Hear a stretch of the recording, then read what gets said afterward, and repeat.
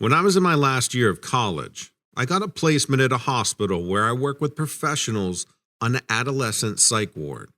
The director and I would do crafts and projects with the teens to help them have an outlet while they were getting treatment. We dealt a lot with mental illness and other medical issues.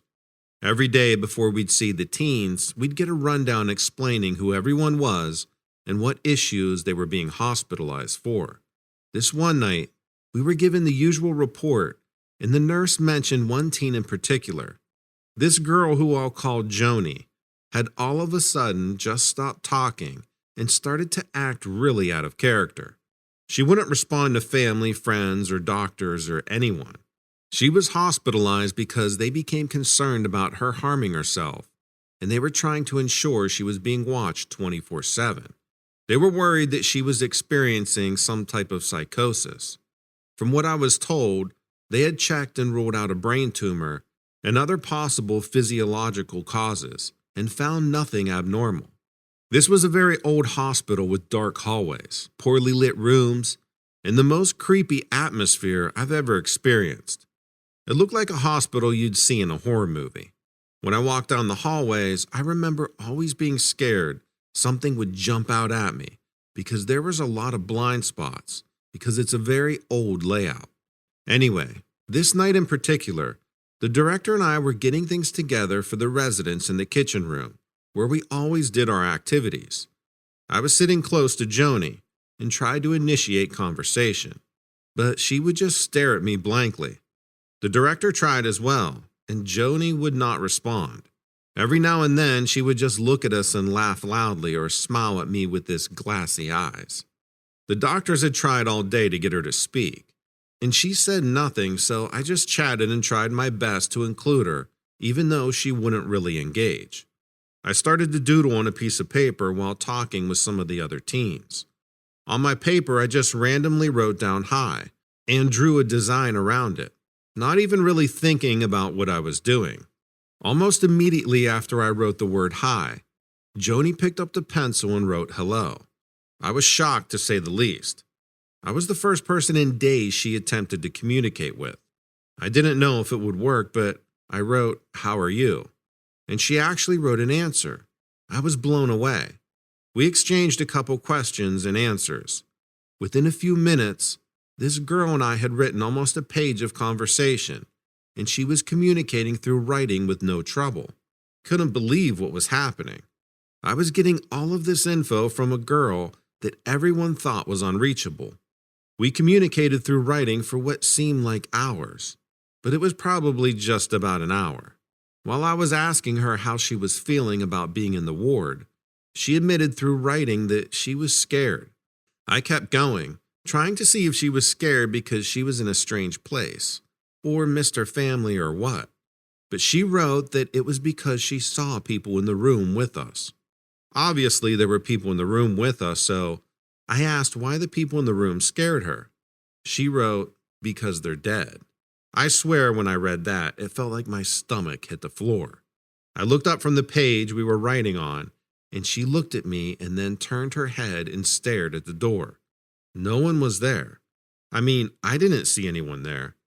Joni stared at that door for at least a minute, and I swear she saw something there. I was more freaked out than I can even express. I'll never forget the look on her face. Whether or not there was someone there, Joni could definitely see someone. I tried to relax myself, and once I got her attention back, we started communicating again through writing. We talked this way until 9 p.m. when my shift was over.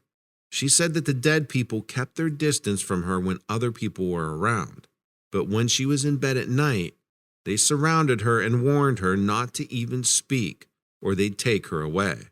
When I was leaving, I thanked Joni for speaking to me. I collected the papers we had written on, and I showed the entire conversation to the director and the nurse in charge. Everyone on duty was freaked out by what it said.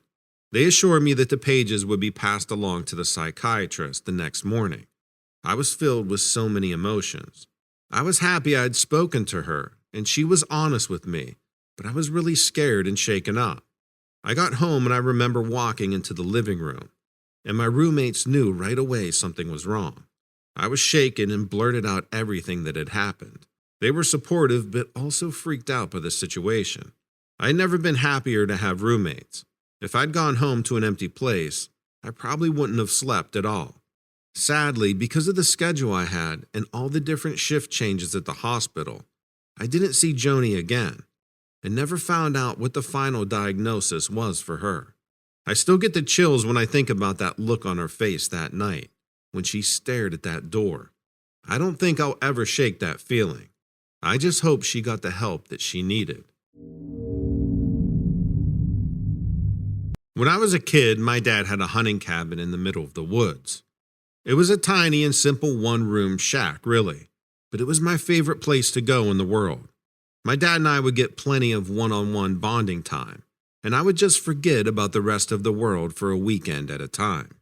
My dad was an avid hunter, and I would go into the deer stand with him, but I more just enjoyed spending time with him and being out in nature. We had a couple of ATVs that we would bring and drive around for fun sometimes. They didn't go very fast, but it was a fun way to explore the woods and get some wind in your hair, especially as a kid. One day I was relaxing outside, and I heard this awful roaring sound. I figured it might be a wounded animal and got on my ATV to go investigate. I took off in the direction of the sound and ended up going deep into the woods. I turned my engine off and tried to be as quiet as possible and listened for the sound again. The forest was quieter than I've ever heard it before. Usually you could hear all kinds of insects and all the sounds from wildlife around there. But right then, it was weirdly quiet. I listened for a while and then I figured it must have died. I turned on the ATV and started making my way back up to the house when I heard the roaring again. But this time, it was way louder. It was coming from right behind me. The sound was the worst thing I've ever heard. It was this ferocious roar, but it sounded like a wolf's howling too, like a combination of a lion and a wolf, with a little bit of a demonic growl. It absolutely freaked me out. I just wanted to get out of there, but I was frozen with fear. I slowly looked behind me, and there was nothing there. I debated what I should do. Either I get out of there and go to the cabin for safety, or I get a look at what we're dealing with so my dad can shoot it and get rid of it. My curiosity got the best of me, and I headed toward the sound. I heard this awful clicking, bleeding sound, and I flashed my headlights on to see what it was. Standing on its hind legs in front of me was this giant, furry humanoid creature with what looked like huge goat horns on its head. This thing must have been about 6 or 7 feet tall. It had this thick hair all over its muscular body, and it had these creepy wide blue eyes, and it was staring right at me. Suddenly, it let out this terrifying roar and charged right at me. I took off on the ATV, and I could hear it running and grunting and clicking behind me. I was able to get to a part of the woods I was pretty familiar with and started driving as unpredictably as I could while heading back to the cabin. I finally got back to the cabin. I sprinted inside and slammed the door and locked it behind me. My dad asked me what was the matter. I told him that I heard these crazy sounds and then I went to investigate.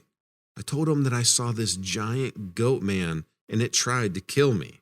I didn't think he'd believe me at first, but when he heard its demonic roar outside the cabin, it was close enough that we actually felt the vibrations of its horrific sound.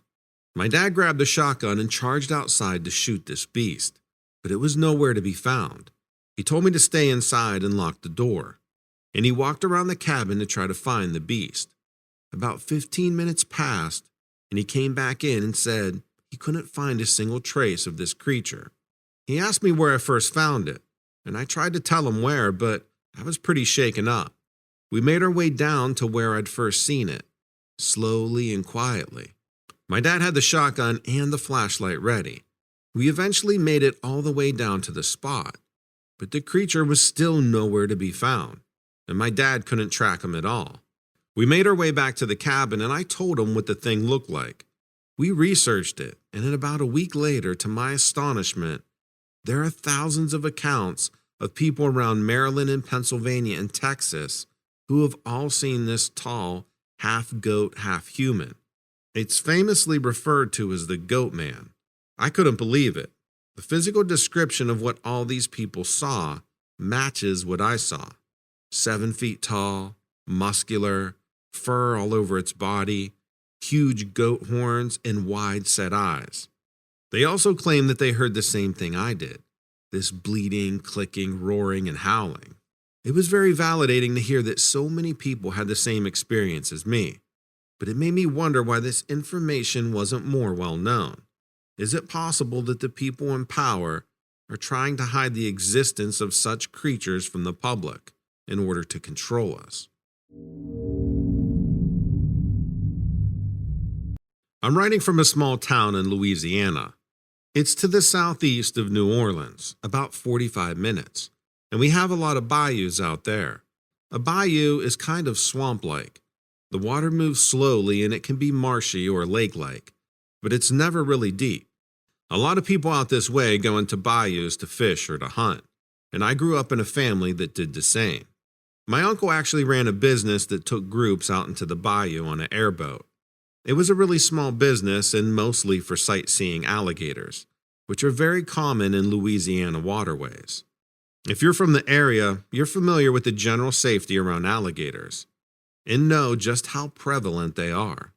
It's not really a concern for the locals, but tourists love seeing alligators, and it was a quick way for my uncle to make money and to get to spend his days outside. When my uncle was running the airboat, usually 4 days a week for a few hours a day, I was in college a few hours away and would come home on the weekends. I liked college, but it was draining for me to be in a bigger city and more populated area too, so it was nice to come home and relax a little. Plus, the food was a lot better. On one of my visits home, we had a fried chicken dinner to celebrate midterms being over.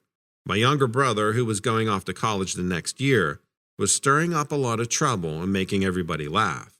Some of my little cousins were there too, but my Aunt Cheryl said my uncle was taking out the last boat of tourists for the day. It was maybe a little after noon at this point, so we were all helping getting dinner ready, shucking corn and mixing the batter, all that kind of stuff, or watching football and hanging out. I thought it'd just be another weekend at home, but about 45 minutes later, my uncle showed up looking really distressed.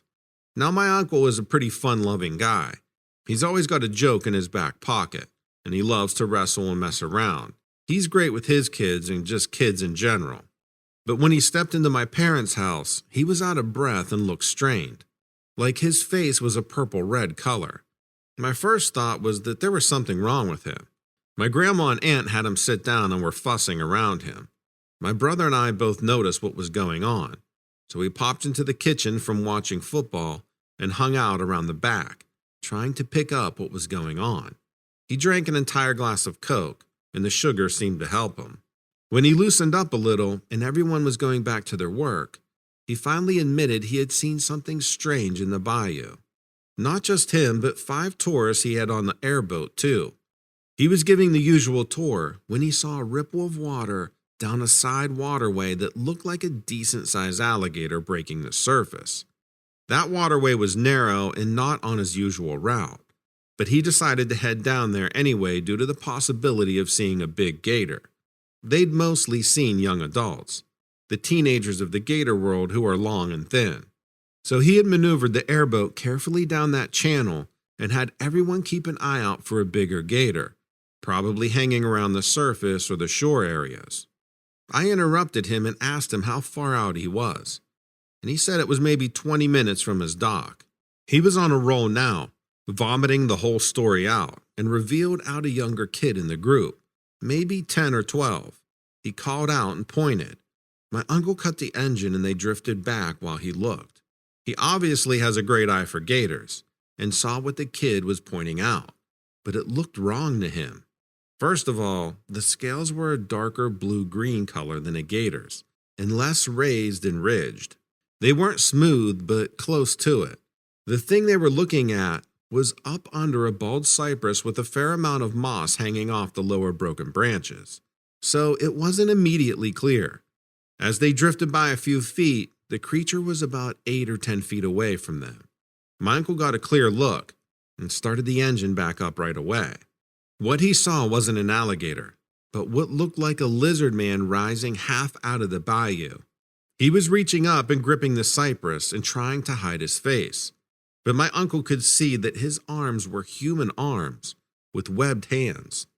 Not the awkward short legs of a gator. It was harder for him to see the face, but he saw a hole on the side of the head that many lizards have as ears, and a snout that was much shorter than a gator's, and like I said, less ridged.